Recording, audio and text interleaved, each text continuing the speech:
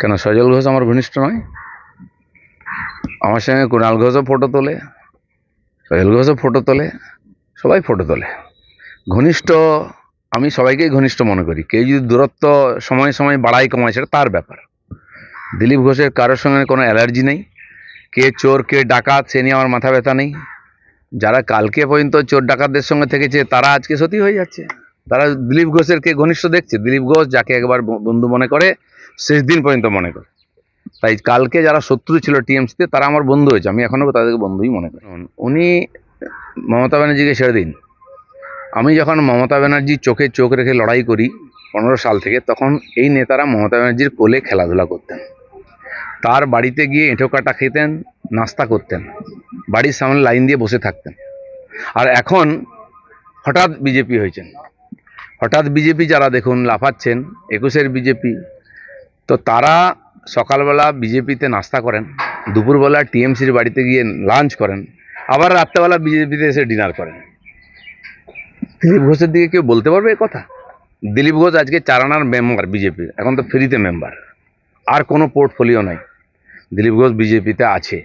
কারো খালি চাকরি চলে যেতে, টিকিট চলে যেতে একবারে হুড় করে ইঁদুরের মতো চলে গেছিলেন বিজেপি ছেড়ে, আবার হাওয়া ঘুরতে হুড় করে চলে আসছেন।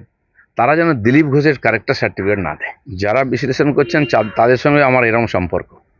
আর তারা অনেকে 21 সালে দিলীপ ঘোষের পেছনে পেছনে ঘুরতো 1 লাখ 2 লাখ টাকার জন্য। কে আমার বিশেষজ্ঞ হয়ে গেছে, কে আমার উপদেষ্টা হয়ে গেছিল। আর 21-এর যে রেজাল্টটা খারাপ হলো, আবার জামা পাল্টে নিয়ে দিদির আঁচলের তলায় লুকিয়ে আছেন, দিলীপ ঘোষকে সার্টিফিকেট দিচ্ছেন। আর এরা অন্য দাস সব, দিলীপ ঘোষ বুক ফুলিয়ে বলবে, কারণ দিলীপ ঘোষ কারোর সঙ্গে অ্যাডজাস্ট করেনি। আমি সবাইকে চ্যালেঞ্জ করছি যারা টিভি দেখছেন, বলছি একজন একটা প্রমাণ দিন যে দিলীপ ঘোষ কোনো টিএমসির নেতাকে ফোন করেছে। মুখ্যমন্ত্রী করে ছেড়ে দিন, তারা দরকার দিলীপ ঘোষকে ফোন করেছে। এবং কেউ বলতে পারবে না যে আমি ফেসবুকে বা ফেস টাইমে বা হোয়াটসঅ্যাপে ফোন করি, বা রাত্রেবেলা গিয়ে টিএমসির নেতার বাড়ি যাই, কালীঘাটে যাই।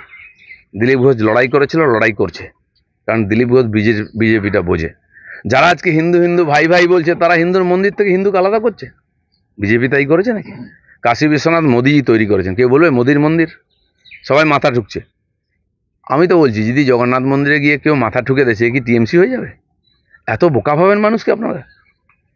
আর সিপিএম একসময় বলতো যে ওই বিবেকানন্দ আর এই বিবেকানন্দ, এটা আরএসএসের বিবেকানন্দ, এটা আলাদা।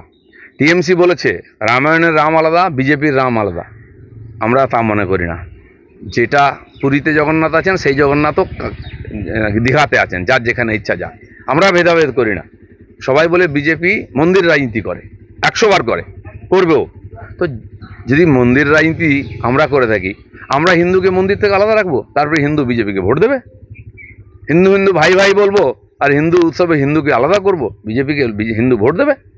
কে শিখিয়েছে? সেখানে যারাই হঠাৎ বিজেপি না, তারা বিজেপিকে বুঝতে পারবেন না। সেখানে আরো ওকে অনেক লোক বলাচ্ছে, কারণ তার নিজের কোনো বুদ্ধি নাই। তো তার বউ বলেছে, আমি বলিনি। তার জীবন চরিত্র দেখুন, সে কটা পার্টি করেছে। গোটা রাত আপনার সঙ্গে বিছানায় কাটিয়ে সকালে গঙ্গা স্নান করে বলছে আমি সতী। এরকম অনেক নেতা আমাদের বাড়িতে আছেন, তাদেরকে আমরা পুষে রেখেছি। কাল যদি বন্ধ করে দিই না, সব ওইদিকে লাইন লাগাবে। তারা আমাদের বাড়িতে পোষ্য আছেন। বিজেপি পুষেছে অনেক নেতাকে, যারা পেপারে বলছেন, যারা নেতাগিরি করছেন, কাল বন্ধ করে যাবে। সেই জন্য দিলীপ ঘোষকে জ্ঞান দিতে আসবেন না। আপনাদের কাল চরিত্র, রোজ যে পার্টি পাল্টায়, রোজ যে বিছানা পাল্টায়, সেসব লোক অন্তত যাই পুরো বিজেপি নিয়ে কথা যেন না বলে, আর দিলীপ ঘোষ যেন বলতে না পারে। দিলীপ ঘোষ খালি হাতে বিজেপিতে এসছে, রাজনীতিতে এসছে, খালি হাতে যাবে। কোনো বোঝা নিয়ে আসেনি, কোনো বোঝা নিয়ে যাবে না, কিন্তু মাথা উঁচু করে রাজনীতি করবে যতদিন বিজেপি করবে। বাংলা খবর, আপনার রাজনীতি, আপনার আওয়াজ।